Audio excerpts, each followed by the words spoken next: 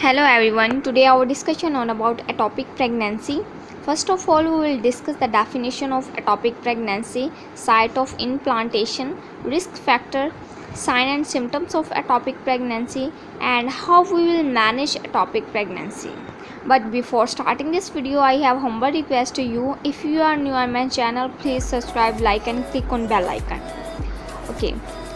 Definition: in ectopic pregnancy, the fertilized ovum is implanted and develops outside the normal uterine body.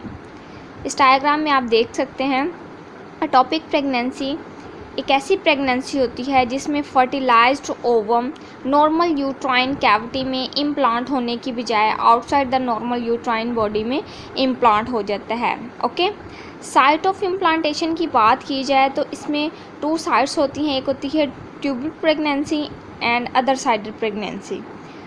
Okay, first of all हम tubal pregnancy की बात करेंगे जो कि majority में है 95%, और अदर साइडेड जो प्रेगनेंसी है, ठीक है, जो यूट्राइन कैविटी के बाहर जो प्रेगनेंसी है वो जस्ट 5% होती है. ठीक है, बहुत ही रेयर होती है.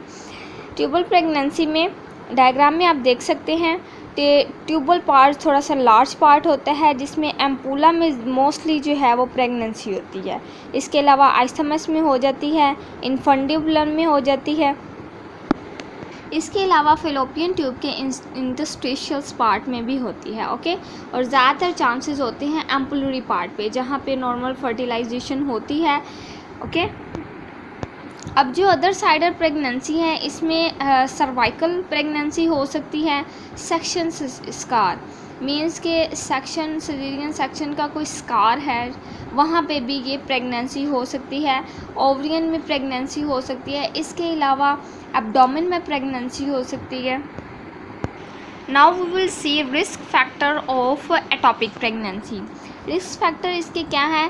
फर्स्ट ऑफ ऑल पे आ जाता है पेल्विक इन्फ्लामेटरी डिजीज़, PID. ठीक है, पेल्विक में अगर कोई इन्फेक्शन है, कोई भी इन्फ्लामेशन है, देन जो है टॉपिक प्रेगनेंसी होने के ज़्यादा चांसेस होते हैं क्योंकि इन्फेक्शन जो है यूट्राइन ट्यूब में मूव आउट कर जाता है और यूट्राइन ट्यूब में या सर्विक्स किसी भी पार्ट में अगर वो इन्फेक्शन हो जाता है तो एटॉपिक प्रेगनेंसी वहाँ होने के चांसेस होते हैं. ठीक है, इसके अलावा STD है, sexual transmitted disease.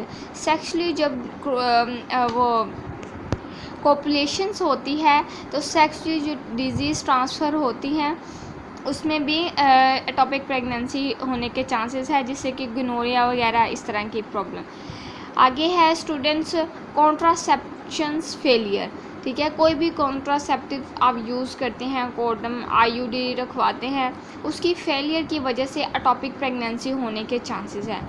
Tube ligation करवाते हैं तो जाहिर सी बात है वहाँ से ट्यूब कट है, स्कार है, तो वहाँ पे एटॉपिक प्रेगनेंसी होने के ज़्यादा चांसेस होते हैं. ओके, इसके अलावा ट्यूबल सर्जरी है. ठीक है, जैसे कि अभी आपको बताया है कि सर्जरी में भी जो स्कार रह जाता है, स्टिचेस वगैरह लगाते हैं तो वहाँ पे इन्फेक्शन होने की वजह से या कोई भी प्रॉब्लम होने की वजह से जो है एटॉपिक प्रेगनेंसी हो सकती है. एंडोमेट्रोसिस, एंडोमेट्रियम में अगर कोई प्रॉब्लम होगी, एंडोमेट्रियम में कोई इन्फेक्शन, इन्फ्लामेशन, ठीक है, तो उस वजह से एटॉपिक प्रेगनेंसी होगी. देन आ जाता है प्रीवियस एब्डोमिनल और पेल्विक सर्जरी. ओके, आपकी पहले कोई सर्जरी हुई है या एब्डोमिनल सर्जरी रिसेंटली कोई हुई है तो उसमें जो है इन्फेक्शन है, स्कार है, तो उस जगह पे जो है क्योंकि स्पर्म मूवमेंट नहीं करेगा, ठीक है, स्कार की वजह से जो है वो मूवमेंट में, मोबिलिटी में उसको प्रॉब्लम होगी. ये एक्चुअली रीज़न होती है जिसकी वजह से जो है वो स्पर्म वहीं रुक जाएगा और वहीं फर्टिलाइज होकर इम्प्लांट होना शुरू कर देगा. अब देख लेते हैं students sign and symptoms of ectopic pregnancy. इसमें सबसे पहला साइन तो होगा मिस्ड पीरियड. पेशेंट वुमेन को पीरियड नहीं आएंगे. ठीक है, नॉर्मल प्रेगनेंसी में पीरियड नहीं आता है, टॉपिक में भी वही सीन होगा, पीरियड नहीं होंगे, missed period. Breast tenderness, breast जो है वो बहुत उसमें तनाव फील होगा, टेंडरनेस फील होगी, नोज़िया वोमिटिंग होगी, और इसके अलावा फ्रीक्वेंट यूरिनेशन, बहुत ज़्यादा यूरिन आएगा. ओके, यूरिन जो है वो बहुत ज़्यादा होगा. इसके अलावा हम देख लेते हैं अब इसको हमने मैनेज किस तरह करना है. Management of ectopic pregnancy. The condition is carefully monitor to see whether the treatment is necessary. ये जो कंडीशन है हमने केयरफुली इसको वॉच करना है, केयरफुली इसको जो है वो मॉनिटर करना है, आया कि ये ट्रीटमेंट इसके लिए बेस्ट है, करना चाहिए या नहीं करना चाहिए। सबसे पहले हमें पता होना चाहिए कि एटॉपिक प्रेगनेंसी है या नहीं है, ठीक है। इसका साइट ऑफ इम्प्लांटेशन क्या है और इसका ट्रीटमेंट ज़रूरी है या मेडिसिन से ही इसको जो है हम रिमूव आउट कर सकते हैं या ट्रीट कर सकते हैं।